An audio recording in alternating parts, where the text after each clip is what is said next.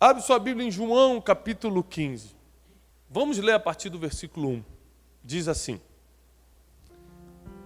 Eu sou a videira verdadeira, e o meu pai é o agricultor. Todo ramo que está em mim, que não dá fruto, ele corta. E todo ramo que está em mim, que dá fruto, ele poda, para que dê ainda mais fruto. Vou repetir esse versículo. Eu sou a videira verdadeira, diz Jesus. Aqui ele vai fazer uma analogia com a árvore, com a vide, que dá o vinho, a uva.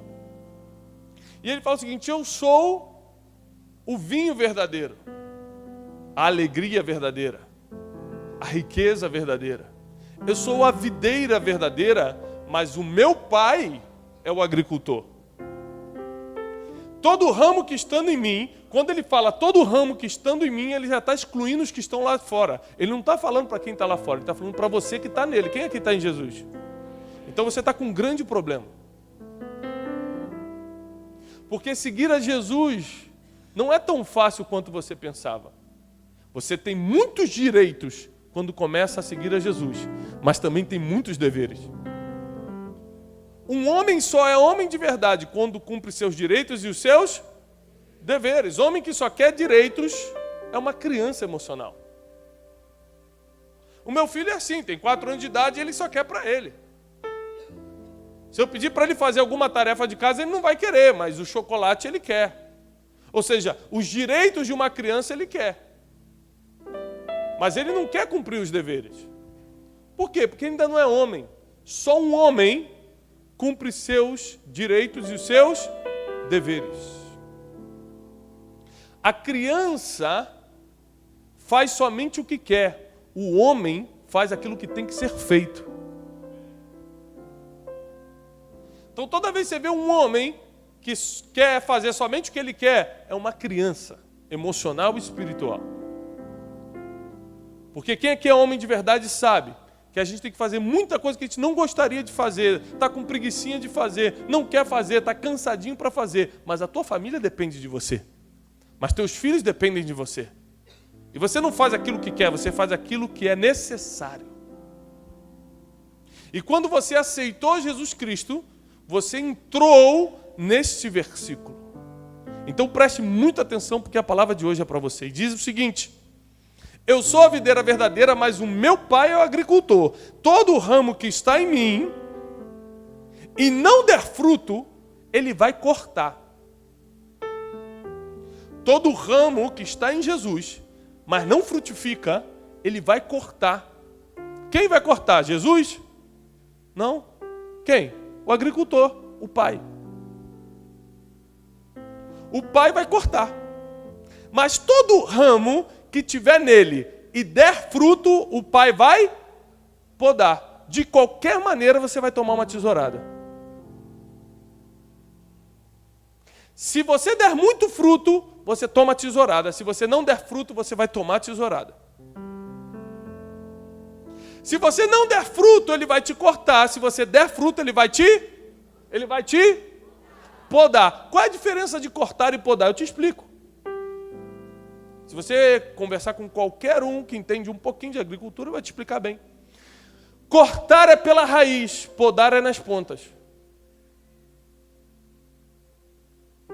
Quando Jesus te corta, quando Deus te corta, é pela raiz e você não se levanta mais. A Bíblia diz: o homem que é muitas vezes repreendido, uma vez cai e não se levanta mais. Mas o homem que toma a tesourada de Deus nas pontas, está sendo podado. Para quê? Continua o versículo. Para que dê ainda mais frutos.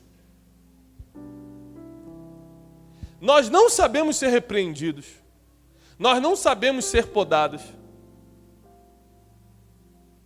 Mas essa é a única maneira de, para aqueles que já dão frutos, darem ainda mais.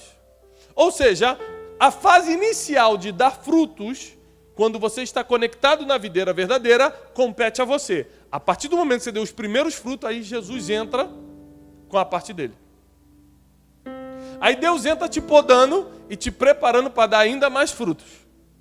Porque quando você começa a dar os primeiros frutos, você dá no seu nível de conhecimento, no seu nível de habilidade, no seu padrão de conduta. Quando o agricultor entra te podando, ele já está te botando do jeito que ele sabe que você vai multiplicar sobremaneira.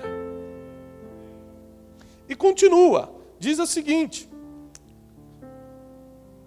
versículo 3: Vós já estáis limpos pela palavra que eu vos tenho falado. Estais em mim e eu em vós. Assim como o ramo de si mesmo não pode dar fruto, se não estiver na videira, assim também vós, se não estiverdes em mim. Eu sou a videira, vós sois os ramos, e quem está em mim e eu nele, esse dará muito fruto. Quem estiver em mim e eu nele, este dará muito fruto, porque sem mim nada podeis fazer. Mas continua. Se alguém não estiver em mim, será lançado fora, como ramo, e secará. E os que colhem e lançam no fogo e ardem. E os colhem e lançam no fogo e ardem. Mas se vós estiverdes em mim, versículo 7, e as minhas palavras estiverem em vocês, pedireis tudo o que quiserdes e vos será. Se vós estiverdes em mim e as minhas palavras estiverdes em vós, pedireis alguma coisa? Pedireis muita coisa? Pedireis o quê? Pedireis o quê? Tudo. Se vocês estiverem em mim, e a única chance de estar em mim é dando fruto, porque senão eu já corto. Se vocês estiverem em mim e eu estiver em vocês, diz o Senhor, você vai me pedir tudo. Não é muita coisa, é tudo. E vos será feito. Deus não é homem para que minta, nem filho do homem para que se arrependa. Deus vai te entregar uma grande chave através dessa palavra hoje. Muitas portas que estavam fechadas vão se abrir para você, meu irmão. Muitas oportunidades que não tinham chegado vão se abrir agora. Eu profetizo na autoridade do nome de Jesus que essa palavra vai abrir portas em todas as áreas da tua vida, no casamento, na vida emocional, sentimental, financeira, no teu trabalho, na tua empresa. Vocês vão me pedir tudo e eu farei. Agora encerramos no versículo 8 essa parte. Nisto é glorificado meu Pai, que deis muito fruto. Tem gente que fala assim, eu quero glorificar a Deus. Aí acha que dando glória a Deus na igreja está glorificando a Deus. Que bebê na fé. Ah, tem gente que fala assim, pai, não gostei da entrevista do fulano de tal na televisão. Não, por quê? Porque ele é crente, não deu um glória a Deus. Você não glorifica a Deus dando glória a Deus, meu irmão. Falando na igreja. Você não glorifica a Deus quando entra no teu trabalho e fala, glória a Deus. Você glorifica a Deus só de uma forma e está na Bíblia. Nisto é glorificado meu Pai, que deis muito, não alguns, não poucos, não mais ou menos, que deis muito fruto. Se você realmente quer glorificar a Deus, você precisa dar muito fruto. E assim sereis meus discípulos. Então Jesus encerra essa parte dizendo o seguinte, se você quiser glorificar a Deus e dizer que me segue, dizer que é meu discípulo, você vai ter que dar muito fruto. Fruto é algo muito importante para Deus, porque está ligado a resultado. Deus não gosta de pessoas sem resultado. Deus não gosta de pessoas infrutíferas. Deus não gosta de pessoas que parecem que têm, mas não têm. Pessoas que parecem que são, mas não são. Quer ver? Abre comigo, por favor, em Marcos capítulo 11, versículo 12. Marcos, capítulo 11, versículo 12. Diz assim. E no dia seguinte, quando saíram de Betânia, teve fome. E vendo de longe uma figueira que tinha... Uma figueira tinha o quê? Folhas. A aparência da figueira era frutífera. ela parecia frutífera. De longe, por causa das folhas, ela chamava atenção, porque uma árvore cheia de folhas chama atenção. Então foi ver se nela se acharia alguma coisa, e chegando a ela, não achou senão folhas. Porque não era tempo de figos. E Jesus falando disse: nunca mais coma alguém fruto de ti para sempre. E os seus discípulos ouviram isso. Você nunca vai encontrar na Bíblia Jesus amaldiçoando uma prostituta, um bandido, um traficante, nem sequer um pecador. Mas uma árvore sem fruto ele amaldiçoou. A única maldição que sai da boca de Jesus foi para alguém sem frutos. E pior, parecia ter, mas não tinha. Hoje nós vivemos uma geração de aparências. Uma geração de rede social. Está todo mundo rindo, está todo mundo brincando, está todo mundo de férias na rede social. Todo mundo curte a vida de uma forma linda na rede social. Nós vivemos uma geração com muitas folhas e nenhum fruto. Jesus passa pela nossa geração e fala: me dá um fruto. A gente fala: não é tempo de frutos. Então, ele solta a palavra: nunca mais nasce um fruto de ti. É a mesma coisa de João 15. Então vem cá, ó. Plim, corta pela raiz. A Bíblia também diz em outro versículo: toda árvore que não dá fruto é cortada e lançada ao fogo.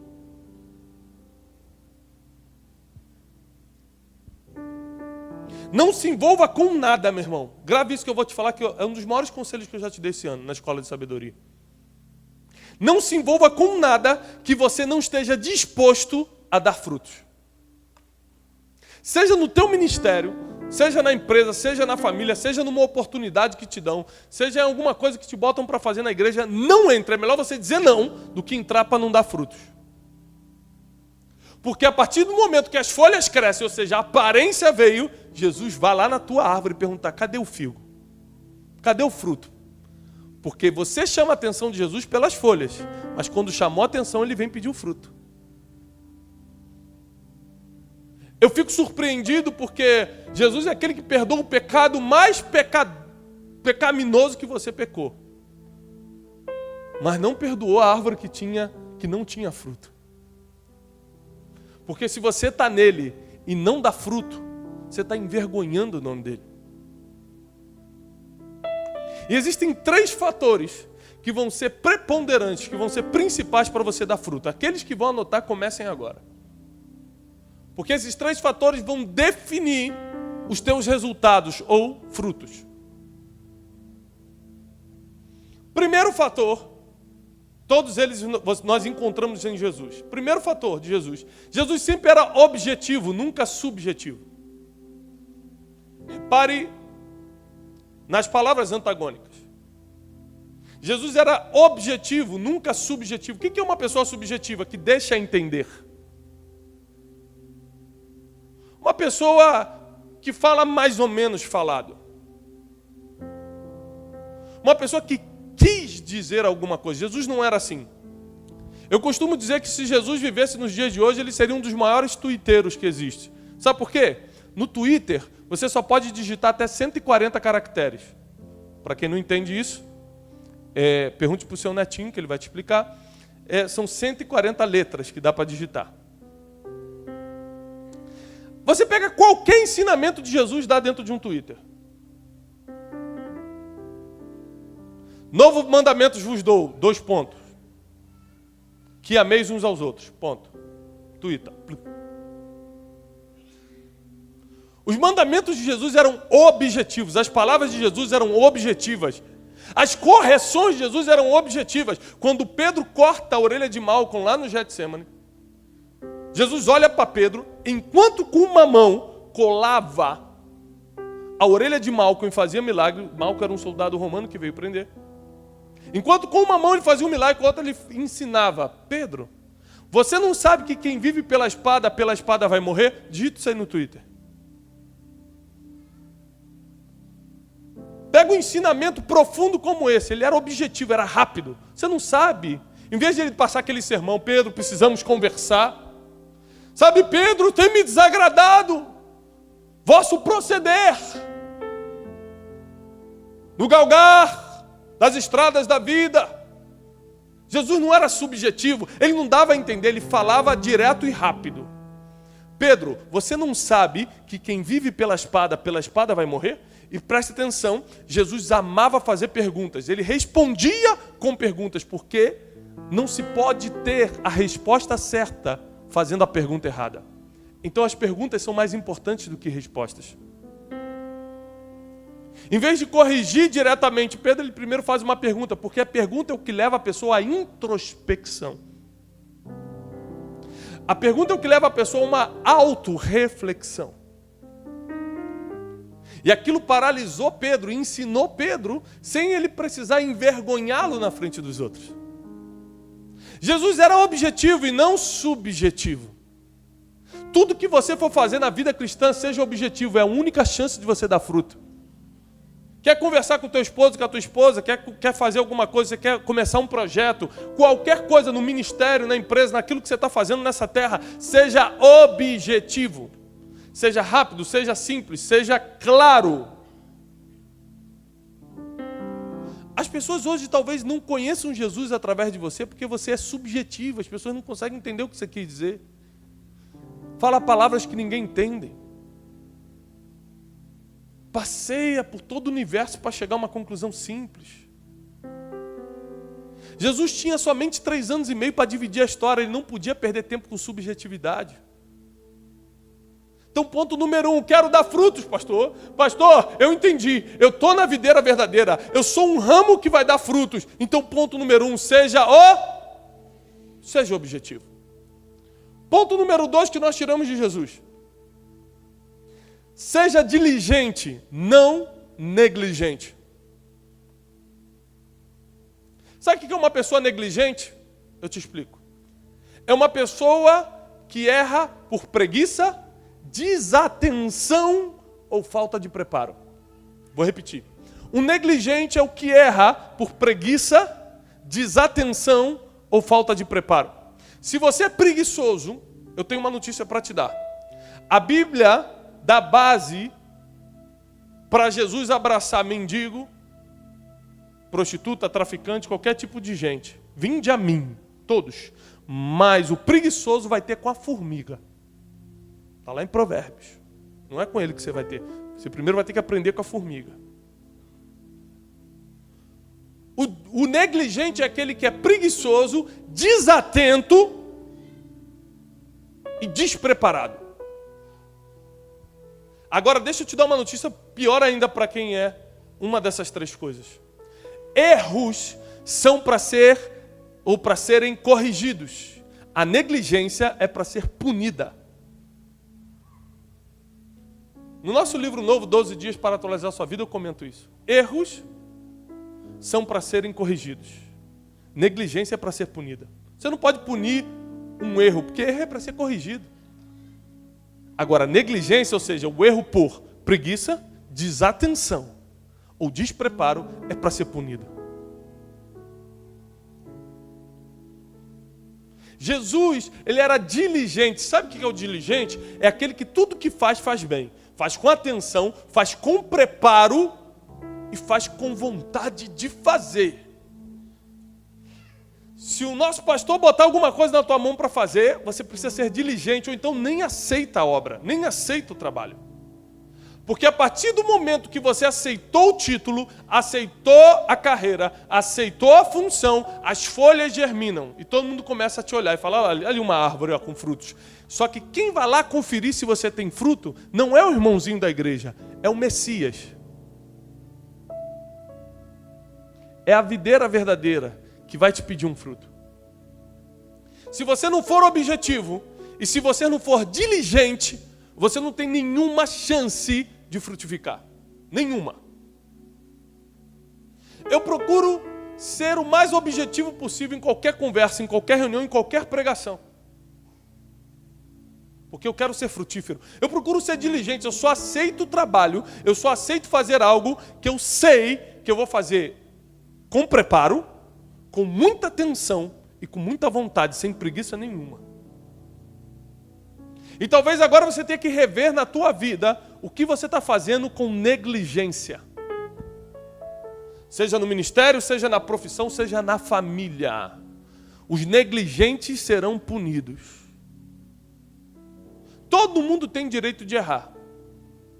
E às vezes você está com muita diligência fazendo uma obra e erra. Não tem problema, você vai ser corrigido. Quem vai ser punido, quem vai pagar o preço, é o negligente. E o terceiro ponto que nós encontramos em Jesus: você só vai dar frutos se tiver uma equipe. Jesus chegava a ser neurótico com a questão de equipe. Ele focou na equipe, ele focou nas pessoas. Abre comigo, por favor, e aqui eu pego um gancho da palavra da última escola de sabedoria, semana passada, com o nosso pastor Jairo Manhãs. Ele introduziu Marcos 6, e eu quero, por favor, continuar. Abre sua Bíblia em Marcos 6. Diz assim: chamou Jesus os 12 e começou a enviá-los de 2 em 2. E deu-lhes poder sobre os espíritos imundos, e ordenou-lhes que nada tomassem pelo caminho, senão somente um cajado, nem alforje, nem pão, nem dinheiro no cinto, mas que calçassem sandálias e que não vestissem 2 túnicas. E dizia-lhes: na casa em que entrardes, ficai nela até partirdes dali. E tantos quantos vos não receberem, nem vos ouvirem, saindo dali, sacudi o pó que estiver debaixo dos vossos pés, em testemunho contra eles. Em verdade vos digo que haverá mais tolerância no dia do juízo para Sodoma e Gomorra do que para aquela cidade. E saindo eles, pregavam que se arrependessem, expulsavam muitos demônios e ungiam muitos enfermos com óleo e os curavam. Quem estava fazendo todas essas maravilhas aqui era a equipe de Jesus. Jesus aqui já estava numa fase mais fácil. Ele estava multiplicando o trabalho. Ele, em vez de ir de aldeia em aldeia, ele dá um descanso aqui e fala o seguinte: agora vocês vão. Faz conforme eu lhe ensinei, faz conforme vocês aprenderam comigo, e eu vou lhe dar mais algumas instruções e ler. E fala para eles o que nós acabamos de ler. Não leve alforje, ou seja, bolsa, não leve pão, não leve dinheiro, só leve um cajado. Bote uma túnica, não vá com 2. Entre na casa, e a casa que te receber fica ali até sair. As que não te receberem, sacode o pó do pé para que fique como testemunho contra eles. Aí eles obedeceram a instrução, foram e realizaram tudo isso. Pregaram o arrependimento, expulsaram muitos demônios, ungiram os enfermos com óleo e os curaram. E os curou. Ou seja, os resultados passaram de Jesus para a equipe. A única chance que você tem de prosperar de verdade é que outros comecem a replicar o que você já faz. Se Jesus não tivesse formado essa equipe, como o Evangelho chegaria em Carapicuíba 2000 anos depois? Em Alphaville 2 anos depois? Em Itapevi 2 anos depois? No Japão 2 anos depois? Na Índia há 2000 anos depois? Como? Se Jesus morreu um pouco depois disso. A única chance de nós sermos frutíferos de verdade é treinarmos pessoas pelo caminho. Mas a gente está tão focado com os nossos problemas, a gente está tão focado com os nossos negocinhos, mas eu estou passando uma dificuldade, que a gente foca na gente, nos nossos problemas, nos nossos buracos do caminho, e não educamos ninguém, não treinamos ninguém, não formamos ninguém. Mas acredite, tem muita gente que está à sua volta doida para aprender. Tem muita gente que não sabe 10% do que você sabe. Você acha que não sabe, mas eu te garanto, te dou a minha palavra, tem gente do teu lado que não sabe 10% do pouco que você acha que não sabe. Só de você estar vindo aqui na Escola de Sabedoria, você já tem informação para ensinar um monte de gente. Quem você está formando? Quem você está ensinando? Quem vai expandir o que você começou? Seja empresa, seja ministério, seja o que for. Seja objetivo, seja diligente e forme uma equipe. Esses são os 3 passos básicos e principais para você começar a dar fruto. Porque há de se convir que quem está conectado na videira verdadeira e começa a dar fruto, não vai faltar gente em volta de você querendo ser igual a você. Sim ou não? Estão de acordo? Se as pessoas começam a ver que eu estou conectado na videira verdadeira e estou dando fruto, quem não vai querer andar do meu lado? Por que as pessoas gostam de andar com rico? Porque materialmente ele tem fruto, resultado. E quem gosta de andar com rico é quem um dia quer ser rico. Fala assim, pô, que carrão. Ou seja, você anda com as pessoas que têm os frutos que você gostaria de ter. Os discípulos andaram com Jesus porque eles gostariam de ter aqueles frutos. Cura, andar sobre o mar, ressuscitar mortos. Aí quando Jesus forma uma equipe, ele envia eles, sabe para quê? Para fazer os mesmos resultados, dar os mesmos frutos que o mestre dava. Vocês andaram comigo para aprender isso, agora eu estou enviando vocês. Vá, cure os enfermos, expulse os demônios, façam milagres, ressuscitem os mortos. Porque os discípulos só replicam o que viram o mestre fazer. As pessoas só vão replicar o que viram você fazer. Não é o que você falou, é o que você fez. Não é o que você disse, é o que você vive. Esses 3 pontos, além de estarem na Bíblia, foram os 3 pontos que eu usei na minha vida para dar frutos. Eu costumo falar o seguinte, nunca na minha vida, nunca na história da minha vida, eu pedi para pregar. Nunca. Nunca liguei para alguém para falar, deixa eu pregar. No entanto, eu tenho uma das agendas mais complicadas do nosso país. Por que as pessoas convidam? Se eu nunca subi na internet um banner, agendas abertas. Ah, eu te explico, é fácil. Porque eu tenho fruto. Aí as pessoas querem ter o fruto que eu tenho. Então, eu preciso formar equipes, porque eu sou humano e eu tenho tempo de validade como qualquer ser humano. E se eu não passar o que eu tenho para outras pessoas, o que Deus me deu morre comigo. Agora, se eu não estou preocupado comigo, e sim com transmitir a verdade do Pai para a geração, eu vou formar equipe. Eu vou treinar pessoas. Eu vou passar informação. Eu vou capacitar, eu vou equipar pessoas que me cerquem. Quem anda comigo sabe que eu nunca jogo conversa fora. Toda vez que você estiver do meu lado, eu vou estar te ensinando alguma coisa. Ou aprendendo alguma coisa. Aqui tem pessoas que às vezes me buscam, estou vendo o Thiago Felipe ali, o Felipe Thiago, me busca no aeroporto.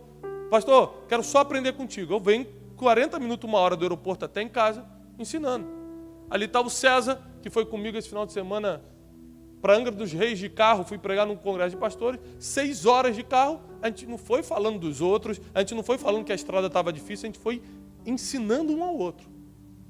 Porque o tempo é muito curto. Nós temos prazo de validade. E nós não podemos perder tempo falando nem dos outros, nem disso, nem daquilo. Nós precisamos estar treinando pessoas em toda oportunidade que Deus nos dá. Se você, a partir de hoje, for objetivo, diligente e um formador de equipes, ninguém vai te deter. Todo projeto que Deus colocou na tua mão vai prosperar. Tudo que Ele confiou em você vai ter resultados. E todo mundo vai querer andar contigo. E você vai ser José para a tua família, ou seja, você vai ser aquele que vai dar direção para a tua casa, vai ser o sustento das tuas gerações. Porque qualquer um que dá fruto começa a ser seguido pela família, começa a ser seguido pelos amigos, começa a ser seguido pelos vizinhos.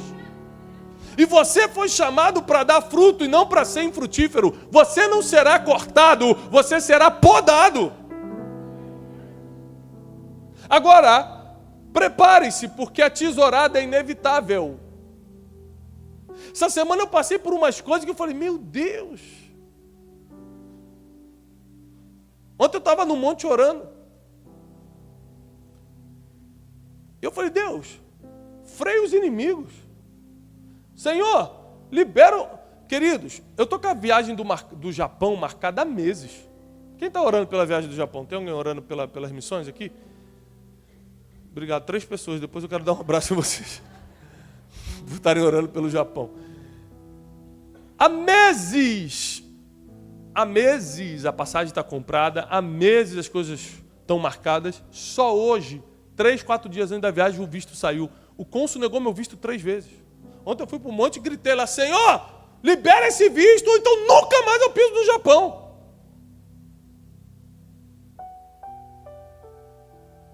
Senhor, freia os inimigos. Senhor, por que a tesourada vem?